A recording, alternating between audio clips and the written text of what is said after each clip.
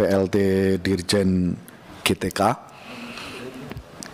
Semoga cepat jadi Dirjen, dihilangi PLT-nya. Beserta seluruh jajaran Dirjen GTK yang mohon maaf tidak bisa saya sebut satu persatu. Bersama-sama kita panjatkan puji syukur, alhamdulillah pada kesempatan pagi hari ini kita bisa melaksanakan RDP khusus membahas terkait dengan progres seleksi ASN P3K. Karena itu dengan baca Bismillahirrahmanirrahim saya buka RDP pada pagi hari ini dan rapat dinyatakan terbuka untuk umum. Sebagai pengantar saya ingin meng-highlight 3 hal objektif menurut saya yang saya kira perlu ini kita pegang bersama, dan dari sini nanti semua turunan kerja dan semua skema kita tempatkan pada konteks ini. Yang pertama, ketika kita menyetujui dengan Mas Menteri Nadiem terkait dengan rekrutmen 1 juta guru honorer menjadi ASN P3K, ada semangat yang kita letakkan di situ waktu itu bahwa 1, kita ingin guru-guru honorer yang mengabdi lama puluhan tahun itu mendapatkan afirmasi yang lebih dan mendapatkan prioritas dari seleksi ASN P3K 1 juta ini. Nah, itu yang sekali lagi perlu kita jaga spiritnya di sana. Jadi mendorong supaya guru-guru honorer yang sudah mengabdi lama itu untuk mendapatkan percepatan kesejahteraannya melalui pengangkatan ASN jalur P3K. Nah, kenapa ini saya perlu ingatkan kembali, karena dari turunan skemanya kan jujur harus diakui dari sejak 2021 dan ini sudah panjang ini sampai 2022, seringkali porsinya belum menjadi semacam skema yang utuh. Tentu tidak hanya di Kemendikbud problemnya, ada di Kemenpan RB, di BKN dan seterusnya, karena harus merevisi, harus merubah regulasi dan seterusnya dan seterusnya, karena menyangkut soal Panselnas. Tapi sekali lagi semangat kita adalah kita ingin para guru yang sudah mengabdi puluhan tahun itu mendapatkan prioritas untuk diangkat dalam seleksi ini, diprioritaskan masuk di dalam ASN jalur P3K. Nah, karena itu semoga ini tetap terus kita gawangi, Prof. Nunu, bagaimana supaya teman-teman guru honorer yang sudah mengabdi lama tidak tersalip malah dengan teman-teman yang baru fresh graduate. Jadi ini bukan dalam rangka untuk memperlakukan tidak adil terhadap teman-teman yang fresh graduate. Tapi sekali lagi waktu itu semangatnya seleksi P3K 1 juta ini sesungguhnya didorong dalam rangka untuk mengafirmasi bagi para guru-guru yang sudah lama mengabdi. Yang kedua, objektif yang kedua menurut saya, semua dinamika skema yang sudah dibikin oleh Kemendikbud dengan berbagai plus minusnya, bahkan sudah berkali-kali kita rapatkan di sini, menyangkut soal berbagai hal menurut saya, skemanya, menyangkut soal besaran afirmasi, angka afirmasinya dan seterusnya, menyangkut juga soal komitmen pemerintah daerah yang masih belum kuat sepenuhnya merespon ini karena soal masih belum percaya bahwa ada skema earmark anggaran dari APBN melalui DAU, dan akhirnya formasi dari berbagai proses selama 2 tahun ini mengalami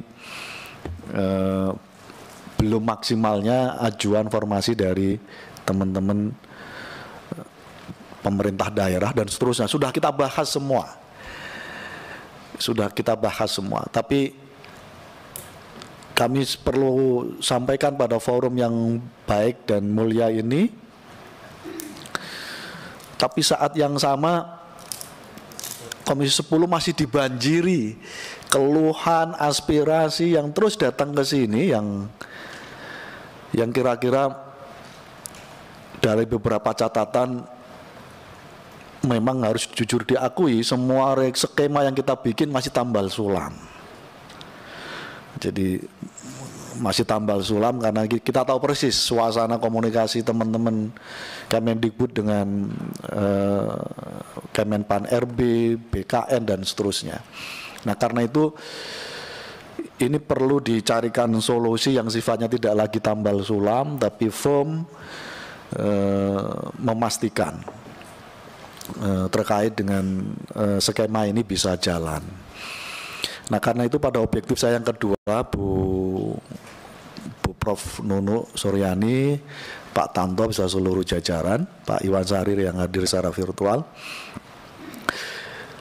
tolong dicarikan skema lagi yang masuk P1 itu kira-kira sudah harus dipastikan bentuk skemanya seperti apa, bahwa mereka tetap harus dapat penempatan dari proses seleksi ini gitu. Nanti Prof. Nunu bisa menjelaskan mungkin dinamikanya seperti apa. Tapi kami di Komisi 10 mendorong penuh supaya ada skema, jangan sampai teman-teman yang sudah P1, P2, P1 terutama tidak mendapatkan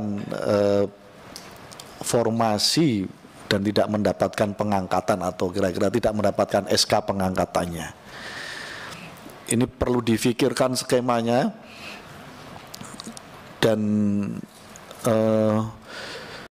kalau perlu skemanya sudah disiapkan oleh Prof. Nunu, kalau ini belum maksimal masih tambal sulam misalnya, dicari lagi skema yang terbaiknya supaya semangatnya tadi itu seleksi 1 juta guru honorer menjadi ASN P3K, semangatnya adalah mengafirmasi teman-teman guru-guru yang sudah mengabdi, yang sudah puluhan tahun.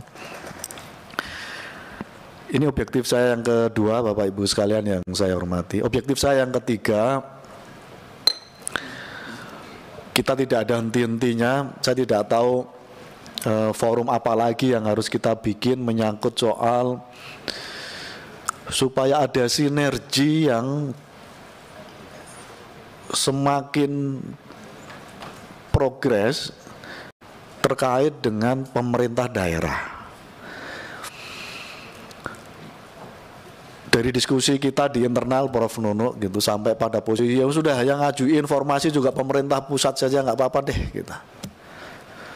Kalau ini masih ada handicap yang terus-menerus tidak ada solusi menyangkut soal ini. Nah karena itu, tapi di tengah suasana ini tetap kita harus dorong, meyakinkan semua pihak, termasuk seiramanya, seritme dan satu sepahaman, satu komitmen yang sama di level pusat, baik Kemendagri, baik Kemenpan RB, baik BKN, dan Kementerian Keuangan. Karena kalau ini tetap masih dianggap antar kementerian ini nggak ada kekompakan, teman-teman pemerintah daerah kira-kira, kita dapat fatwa dari Kemendagri begini, surat edarannya begini, dari Kemenkeu begini gitu. Itu yang lalu menjadi celah yang akhirnya pemerintah daerah tidak yakin bahwa ini bisa menjadi semacam kebijakan yang disepakati oleh semua stakeholder di level pusat. Nah karena itu kita sama-sama dorong pemerintah daerah juga, ayo kita pastikan bahwa kita sedang berusaha, semua stakeholder di tingkat pusat, pemerintah pusat sedang kita dorong untuk mencari jalan terbaiknya. Karena sekali lagi jangan sampai tertunda lagi. Saya juga dapat kabar nanti pengangkatan juga tahun 2023 ya Prof. Nunu ya, yang seleksi tahun ini. Kalau berarti kan kalau nggak selesai lagi nanti tertunda lagi dan seterusnya dan seterusnya. Jadi sekali lagi kita dorong melalui teman-teman Kemendikbud, Prof. Nunu, ada kekompakan antar kementerian dan lembaga. Kalau enggak, pemerintah daerah masih meyakini ini masih hanya sepihak keinginan Kemendikbud. Kemendagri nggak mendukung, sementara pemerintah daerah merasa ada di bawah Kemendagri dan seterusnya. Akan terus begini. Nah, kalau ini terjadi, seleksi 1 juta P3K menjadi ASN, mohon maaf, guru honorer menjadi ASN P3K tidak akan sesuai dengan apa yang menjadi target dan cita-cita kita di Komisi 10 maupun di pihak Kemendikbud. Kira-kira itu saya mengingatkan kembali supaya sekali lagi semua skema kita tempatkan pada konteks itu. Jadi kalau agak anunya Bu, ini politiknya, statement politiknya kata Kang Dede ini. Selama teman-teman yang di P1, P2 belum dapat, ya kira-kira yang fresh graduate sabar dulu. Kalau perlu bikin skema penundaan dulu. Ini tuntaskan dulu. Baru nanti kita masuk pada tahap berikutnya. Nah, karena itu forum ini kita serahkan sepenuhnya pada Kemendikbud untuk menjelaskan itu, Prof. Nunu, Pak Tanto, positioningnya hari ini seperti apa dan kendalanya di mana, dan apa yang bisa dibantu oleh Komisi 10, yang bisa dibantu oleh Komisi 10 untuk meratakan jalan ini supaya kementerian dan lembaga lain punya semangat yang sama dengan kita. Kira-kira itu Prof. Nunu dan teman-teman sekalian yang di Kemendikbud. Bapak Ibu saya hormati, demikian prolog saya, pengantar saya pada kesempatan pagi hari ini. Kami persilahkan Prof. Nunu waktu seluas-luasnya dan sedetail-detailnya untuk menjelaskan, karena forum ini juga didengarkan oleh semua stakeholder pendidikan yang sudah menunggu. Kami persilahkan. Baik, terima kasih Bapak Pimpinan Komisi 10 yang saya hormati. Bapak Pimpinan beserta seluruh anggota Komisi 10 yang saya hormati dan saya muliakan. Bismillahirrahmanirrahim. Assalamualaikum warahmatullahi wabarakatuh. Salam sejahtera untuk kita semua. Shalom, Om Swastiastu, Namo Buddhaya, salam kebajikan. Bapak Pimpinan dan Bapak Ibu anggota Komisi 10 yang saya hormati, pertama saya laporkan bahwa saya datang bersama dengan seluruh direktur di DNGTK.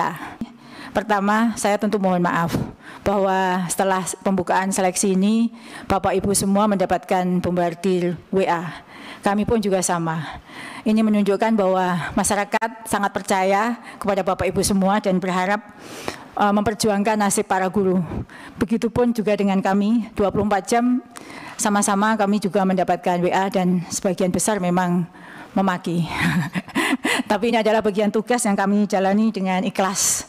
Baik, Bapak Ibu yang saya hormati, saya langsung saja pada paparan saya hari ini. Dan rapat ini memang sangat kami tunggu, karena kami ingin segera menjelaskan proses yang sudah kami jalani dan berharap ada masukan-masukan dari Bapak Ibu semua yang tentu untuk menyempurnakan proses kami. Dan 3 objektif yang tadi disampaikan oleh Pak Pimpinan itu sama dengan objektif kami semua, bahwa sebenarnya prioritas kami juga adalah sama. Dan jika dalam perjalanan ini memang ada hal yang perlu kolaborasi dengan Bapak Ibu semua, kami sangat mengharapkan sumbang saran pemikiran dan tentu koordinasi dengan daerah yang menjadi penentu seleksi ini bisa berjalan baik. Bapak Ibu yang saya hormati, dalam paparan hari ini saya membagi menjadi 2 hal. Yang pertama adalah laporan pelaksanaan seleksi guru ASN P3K tahun 2021 dan juga perkembangan seleksi guru ASN P3K tahun 2022 ini.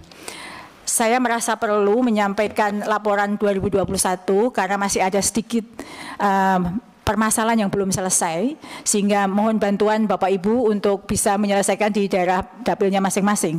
Dalam paparan sudah kami lampirkan daerah-daerah mana saja yang masih menyisakan permasalahan terkait dengan seleksi tahun 2021.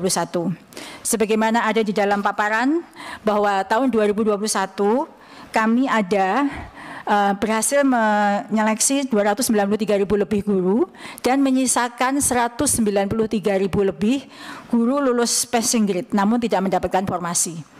Di kotak tengah itulah yang menjadi fokus penyelesaian kita beserta seluruh formasi yang diajukan daerah pada tahun ini. Bapak Ibu yang saya hormati, di slide berikutnya, nah ini dari hasil seleksi tahun 2021, ada segelintir ya, sebenarnya itu tidak banyak, tapi ini menjadi perhatian kita bersama. Ada sekitar 15.415 atau 5,2% lulusan tahun 2021 yang masih menunggu pengangkatan Pemda tahun 2021. Data rinci per kabupaten kota dan jumlah berapa yang belum diangkat ada dalam lampiran 1. Dan masih ada, sebenarnya yang fokusnya adalah di 15.400 itu, Bapak Ibu yang saya hormati. Karena sudah dinyatakan lulus, sudah diumumkan oleh BKN Pusat, namun belum terbit NI P3K-nya. Jumlahnya cukup besar. Kalau dilihat dari persentasenya memang hanya 5%, tapi ini adalah nasib guru-guru kita semuanya. Sedangkan yang 5.300 itu adalah proses verbal berkas. Sebenarnya secara administrasi yang bersangkutan sudah lulus. Namun ini proses verbal ini ada di daerah. Sehingga ini perlu didorong juga daerah-daerah untuk segera menyelesaikan proses verbalnya. Sehingga kalau dijumlah itu ada sekitar 7% lulusan 2021 yang belum masih nasibnya belum jelas. Artinya sudah diumumkan lulus tapi belum mendapatkan pengangkatan. Rincian daerah-daerahnya ada di lampiran Bapak Ibu yang saya hormati. Maksud saya melaporkan hasil 2021 bahwa proses sudah berjalan baik, sudah mendapatkan lulusan yang cukup besar, namun masih ada yang masih belum diangkat. Mohon bantuan dalam hal ini kami sudah menerbitkan surat kepada kepala daerah, seluruh kepala daerah untuk segera mengangkat dan membayarkan gajinya. Sudah 2 kali kami kirimkan surat, namun itu mungkin perlu hal lain lagi sebagai penguat supaya daerah segera mengangkat 8% dari lulusan ini.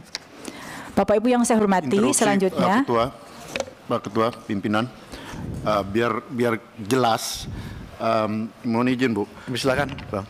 Jadi yang ini 7,3% ini Bu. Kalau di total jumlahnya yang 8%. 8%. Ya, 15.000 plus 5.000. Yang halaman 5 ini ya? Yang halaman, ya. Yang halaman 5. Halaman yang ada di tayangan, 5 ya. Artinya persoalan ini ada di daerah. Betul. Jadi persoalan ini ada di daerah yang harus diselesaikan oleh daerah. Pusat mengendorse daerah untuk mempercepat penerbitan SK-nya. Iya, dan penempatannya. Jadi penempatannya. Dan penempatannya. Ya. Uangnya sudah ada. Tentunya sudah. Artinya dari pemerintah pusat, Kementerian Keuangan sudah menyediakan anggarannya. Sudah. Ya, saya kira ini sudah turun. Artinya ini satu poin yang menurut saya kira ini perlu menjadi catatan kalau bisa dengan angka-angka yang lebih rinci per daerah. Sudah ada di lampiran, Pak. Sehingga dengan demikian kami bisa endorse ke daerah. Terima kasih pimpinan. Ya, sebagai contoh mungkin di lampiran, Bapak, bahwa contohnya di Kabupaten Brebes misalnya, Kabupaten Brebes ini tinggal 2 saja. Tapi masih ada yang banyak misalnya pemerintah Kabupaten Bantul dari Provinsi Daerah Istimewa Yogyakarta lulusnya 689, namun baru cetak dan pengangkatan 2. Dan ini mungkin beliau-beliau guru ini belum bersuara, tapi sebenarnya dia harusnya sudah diangkat dan menerima gaji saat ini. Masih ada 687 yang masih menunggu pengangkatan. Ini contoh saja, dan yang lebih banyak lagi misalnya izin Jepara. Sedikit. Silakan Mas Davi. Ini saya ingin hanya meluruskan saja, karena kan saya lihat ini seperti halnya Lampung kan udah hampir selesai semua nih pengangkatan SK. Tetapi kita ketahui bahwa bulan lalu ada di media sosial itu yang meminta Hotman Paris untuk bisa menyelesaikan masalah penggajiannya. Nah, ini harus menjadi catatan bagaimana data yang ini udah diangkat semua kok tetapi mereka masih belum mendapatkan hak dan kewajibannya. Terima kasih pimpinan. Terima kasih masukannya. Baik, saya lanjutkan ya Pak Ketua. Jadi tadi itu data ini sengaja kami lampirkan untuk bisa menjadi perhatian kita bersama, karena contohnya yang saya sebut tadi Jepara, ya. Jepara itu dari 1422 baru di angka 7, Yang belum menunggu pengangkatan ini data terbaru dari kami dapatkan dari PKN 1413.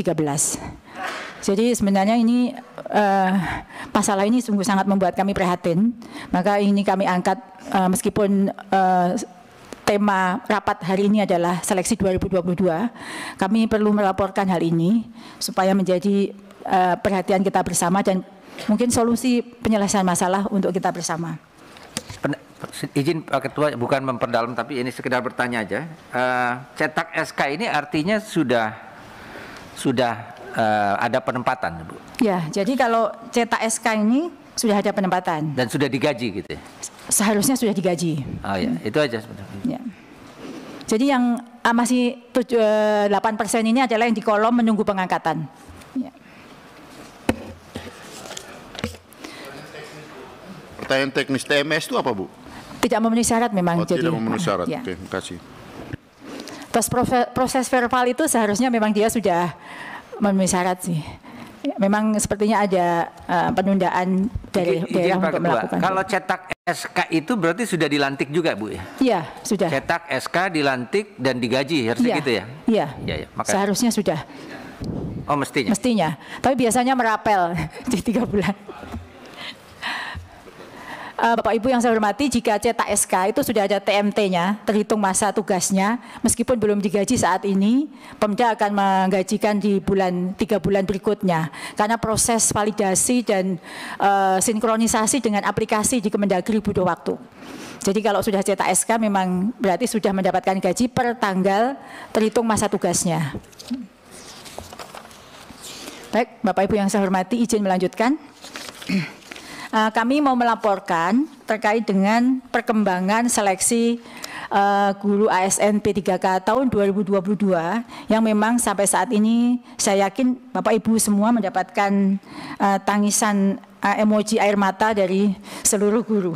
Dan emojinya itu sampai 10 gitu, saking nangisnya begitu. Kami juga prihatin dengan hal ini dan kami ingin memohon saran dari forum ini yang sangat mulia ini. Inilah yang sudah kami dapatkan dan upaya yang sudah kami lakukan sampai sejauh ini.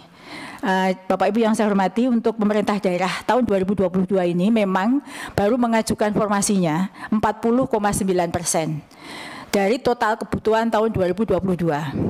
Jadi menyambung dari poin ketiga tadi, Pak Pimpinan, kami juga sudah melakukan pembahasan terkait dengan hal itu. Bagaimana supaya formasi dan gaji sudah diirmak dari pusat.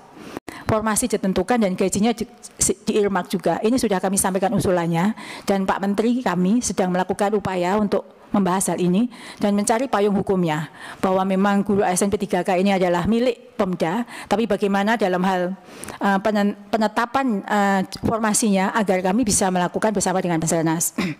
Nah, tahun ini dari 40,9%, Bapak Ibu yang saya hormati, ada di dalam Permen Pan RB yang menjadi rujukan pelaksanaan seleksi ASN P3K tahun 2022 ini, peserta itu dikelompokkan menjadi beberapa kriteria. P1 atau mereka yang pelamar prioritas 1 yang berasal dari THK 2, guru non ASN di sekolah negeri, lulusan PPG maupun guru swasta yang sudah lolos passing grade tahun 2021. Sedangkan P2 itu adalah pelamar prioritas dari THK 2. Kalau tadi Pak Pimpinan menyampaikan prioritasnya adalah P1, P2, saya ingin menambahkan sampai P3, Pak. Karena P3 adalah pelamar prioritas yang berasal dari guru non-ASN di sekolah negeri yang sudah mengabdi terdaftar minimal 3 tahun. Jadi yang kemarin belum beruntung lulus. Mereka adalah guru-guru sama-sama dengan guru non-ASN yang ada di sekolah negeri. yang sudah terbukti pengabdiannya minimal 3 tahun. Sedangkan P umum itu adalah pelamar umum yang berasal dari lulusan PPG dan pelamar yang belum terdaftar dan pelamar yang terdaftar di Dapodik kurang dari 3 tahun. Itu termasuk pelamar umum. Nah, dari berbagai kriteria peserta tadi, kami mendapatkan data sebenarnya kebutuhan seluruhnya itu adalah 781.000 lebih.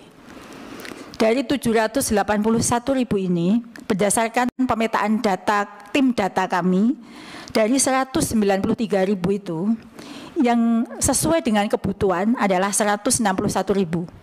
Sedangkan kebutuhan untuk P2 sesuai dengan kebutuhan adalah 5.646 dan P3 adalah 363.184. Sedangkan P umum, pelamar umum itu kebutuhannya adalah 251.000 lebih. Dan Bapak Ibu yang saya hormati, kami melakukan rakor berkali-kali sampai per region untuk upaya peningkatan formasi agar bisa memenuhi 781.000. Namun sebelum rakor kami lakukan, usul dari seluruh Pemda itu adalah 131.000. Kemudian setelah kami melakukan pendekatan bersama dengan Panselnas, BKN dan Pan-RB, kami berhasil meningkatkan jumlah usulan menjadi 319.618 atau baru 40% dari semua kebutuhan. Terima kasih yang sudah subscribe. Bagi yang baru menemukan channel ini, like videonya, klik lonceng, dan hidupkan notifikasinya. Jangan lupa di subscribe. Dan Bapak Ibu yang saya hormati, kalau itu ada tanda centang dalam proses verifikasi, kami sampaikan bahwa sampai saat ini data itu masih bergerak, Pak. Banyak daerah yang kemudian menarik usulannya.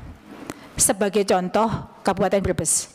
Per tanggal 2 kemarin ada dalam data kami, Kabupaten Brebes sudah menarik usulan formasinya.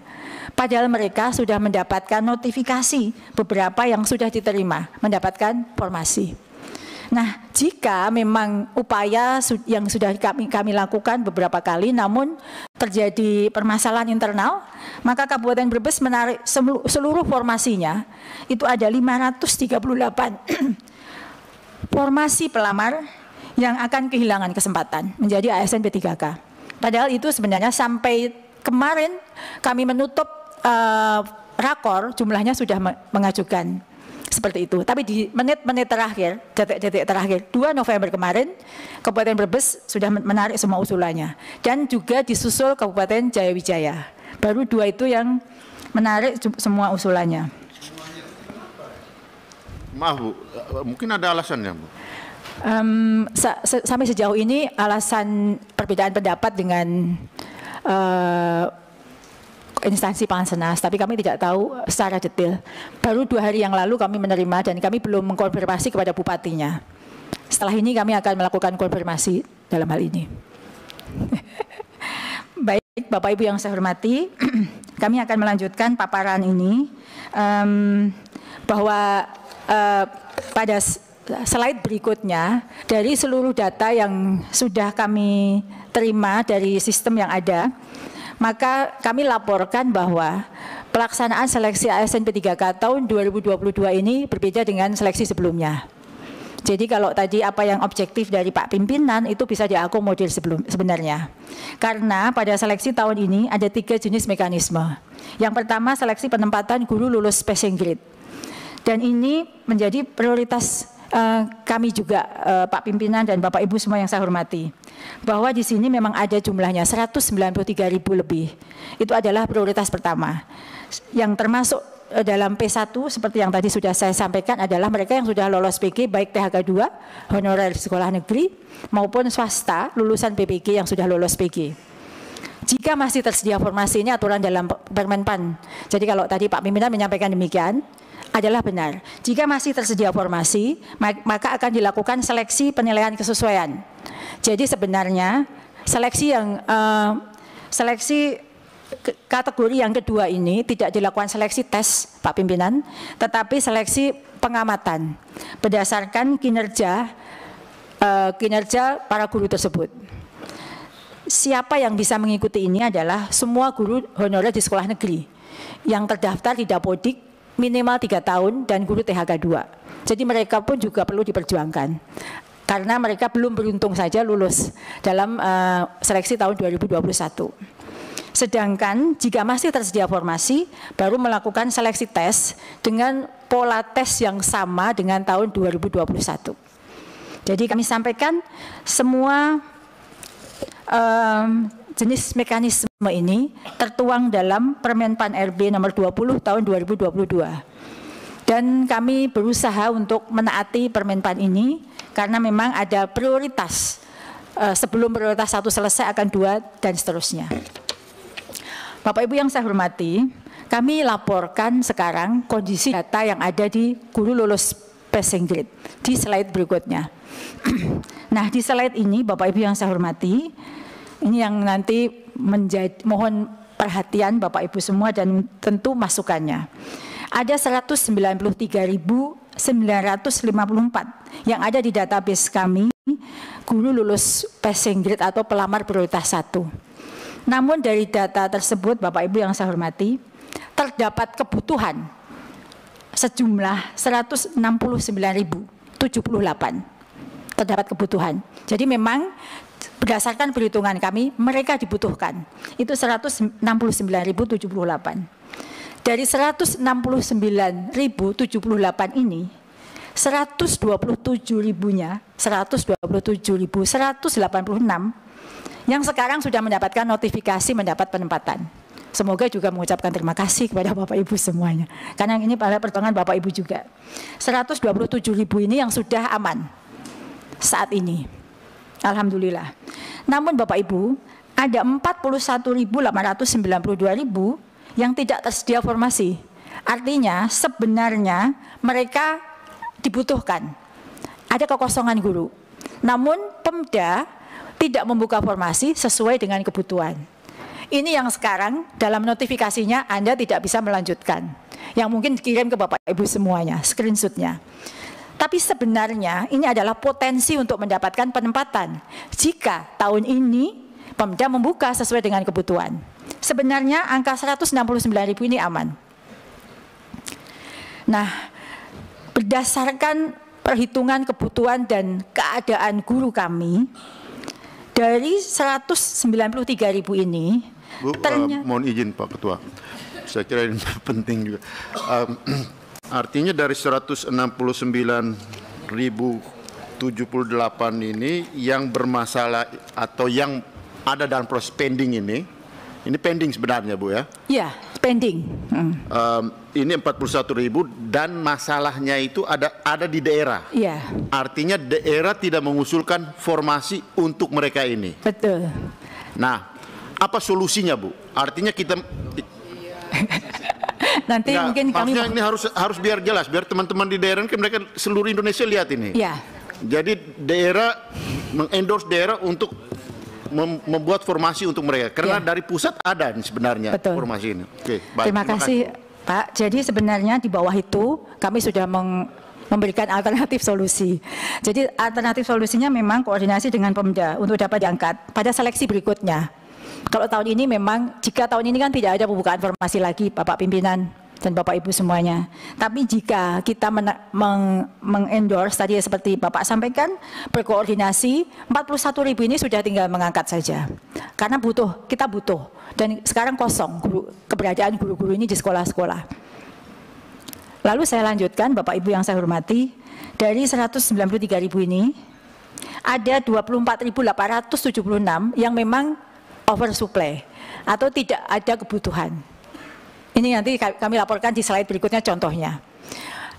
Kami sengaja buat data ini memang bisa menjadi rujukan kita bersama ketika kita berbicara dengan para guru. Karena memang faktanya mereka sudah lulus PG di tahun 2021, 24.000 lebih ini, hampir 25.000 tidak terdapat kebutuhan. Namun, seperti yang tadi Bapak Pimpinan sampaikan, kami melakukan berbagai macam skema agar para guru tersebut dapat terserap. Yang ini sebenarnya diskusi kami yang sangat mendalam dengan Panselnas juga, sehingga ada tawaran dalam aplikasi mereka untuk turun prioritas. Artinya jika mereka bisa melamar di jabatan lainnya, maka di data kami terserap 11.349. Nanti kami akan laporkan seperti apa skemanya.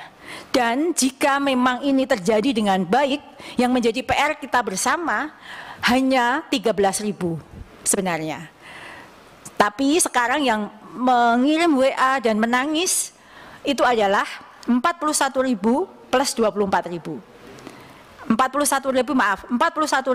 plus 13.000. Karena yang 11.000 ini sudah ada notifikasi mereka bisa turun prioritas.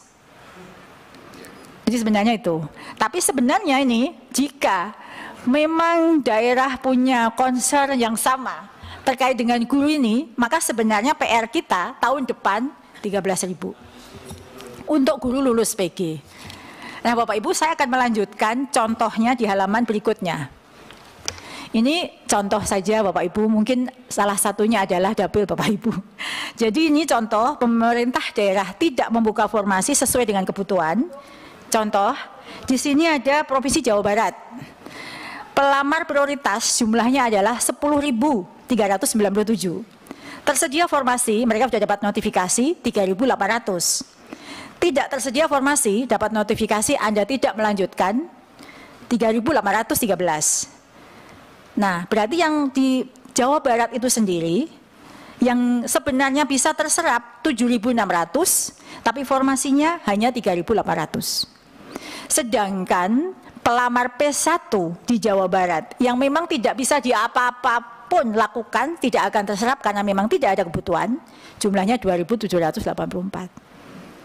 Ini contoh. Nah, ada Brebes yang kami beri bintang karena Brebes ini menarik semua usulannya, sehingga yang sudah mendengar kabar baik 538 guru ini akan sangat sedih, dan itu nanti pasti menjadi masalah di kemudian hari kepada kami karena mereka sudah mendapat kabar baik.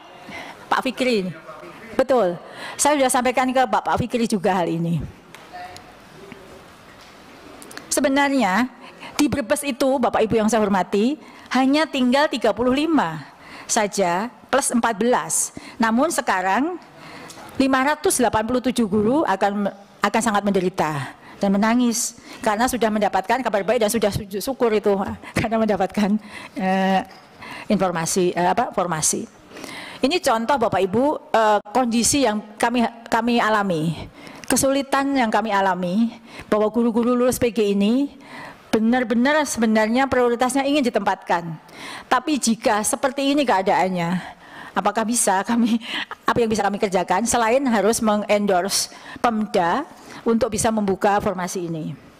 Lalu slide berikutnya, Bapak Ibu yang saya hormati, kami ingin memberikan contoh di halaman yang tadi saya paparkan, halaman gambar data itu ada 24.876.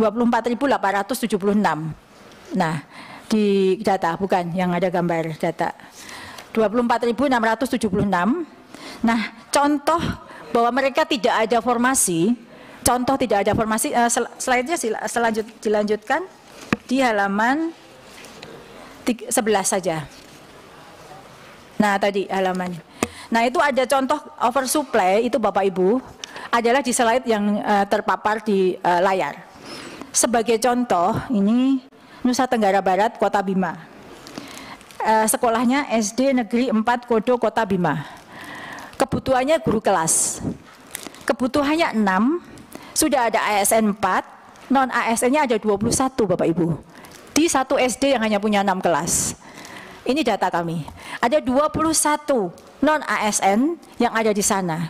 Sehingga jika ini hanya 2 yang terserap, yang 19 itu ketika kita cari di Kota Bima, seluruh SD sudah penuh.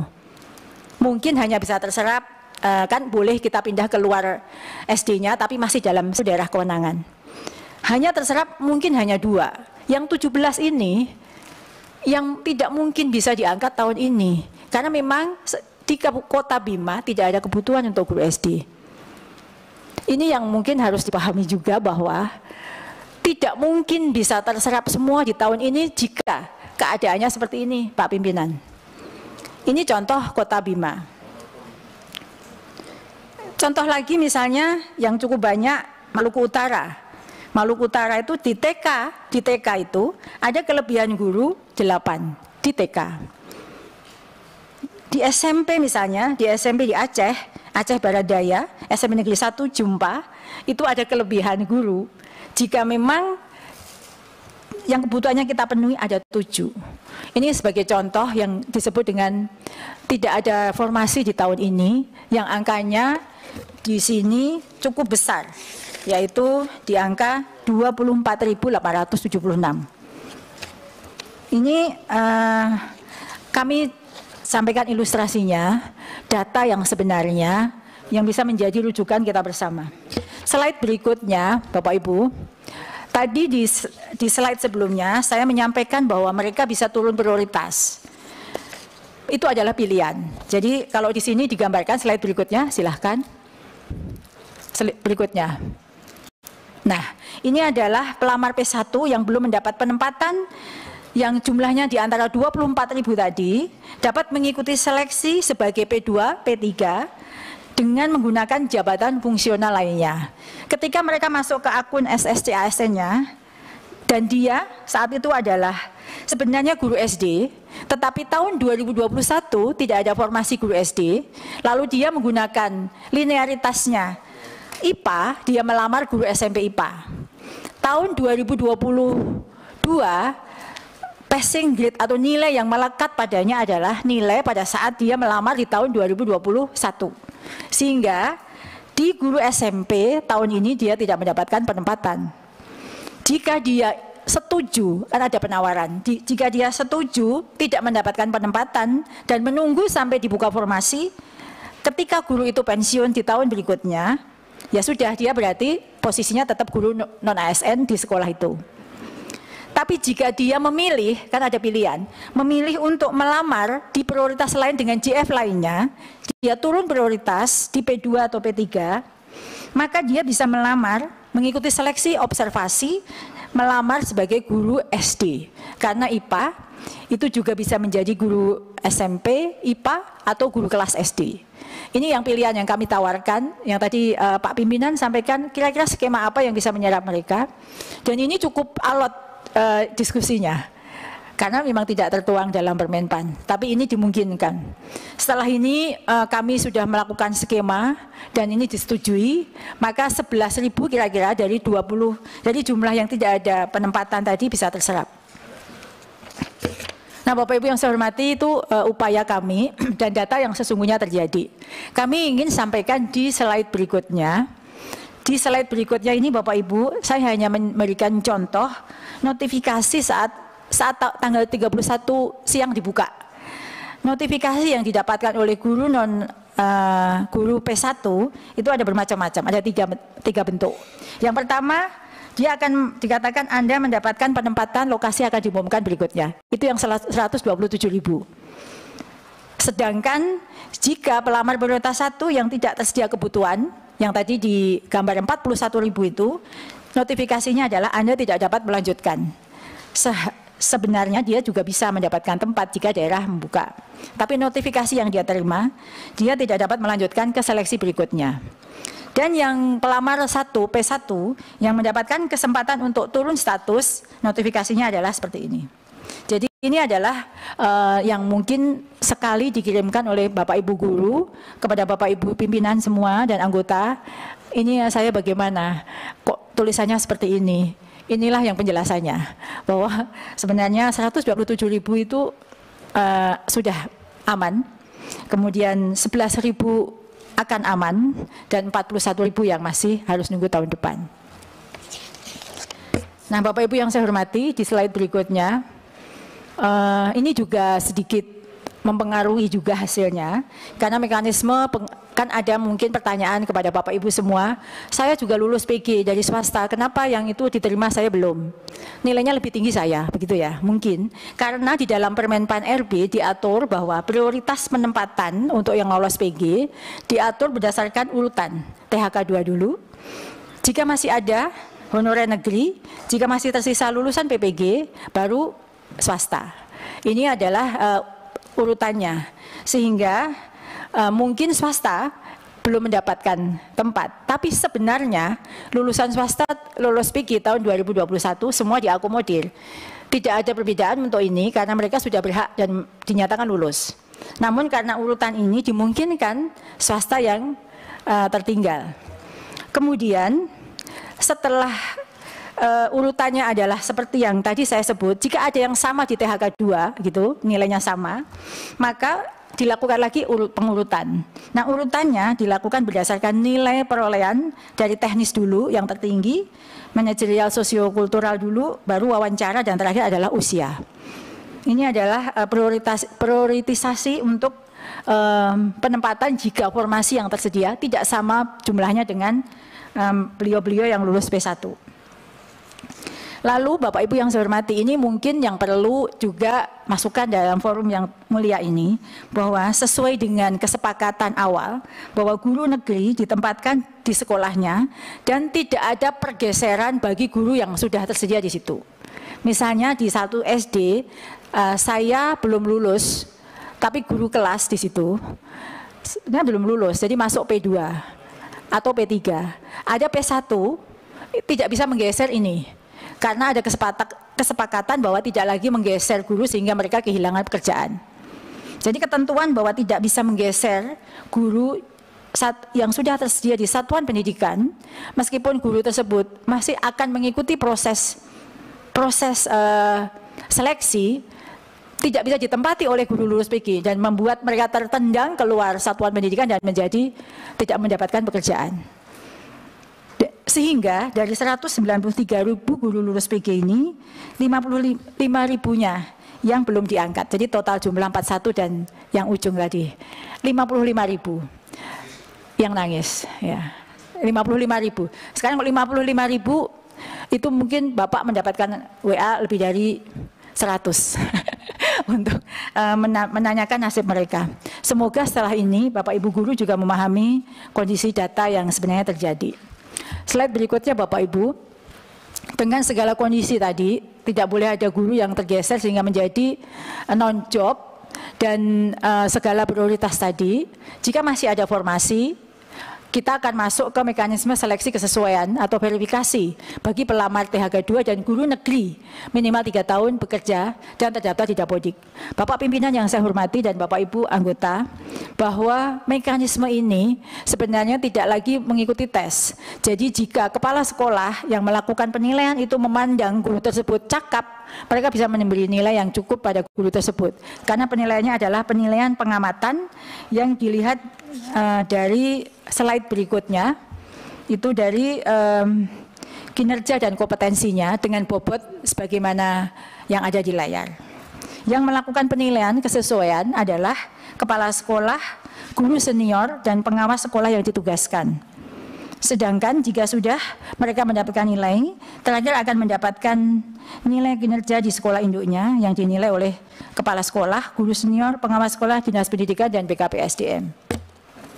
Bapak Ibu yang saya hormati, ini adalah skenario kedua untuk penilaian kesesuaian.